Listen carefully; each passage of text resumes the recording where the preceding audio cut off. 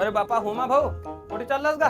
ते हुमा भाऊ ना तुम्हाला भाऊ नको सांगू माझ्या ओळखी कायचा होतं. बापा का काय म्हणलोय नाही ना बोललोय नाही तरी तुला माहिती आहे ना किती दिवसाचा आपला संबंध आहे? 1900 पासून 19 पासून संबंध आहेत ना. हो. माझ्या घरचा भात भाजी संपला तर मी तुझ्या घरी जेवण करायला येतो हक्कानं. 100%. तुझ्या घरचा भात भाजी संपला तू आमच्या घरी येते जेवायला, बरोबर आहे का नाही? 100%. तर काकीनं का केलं?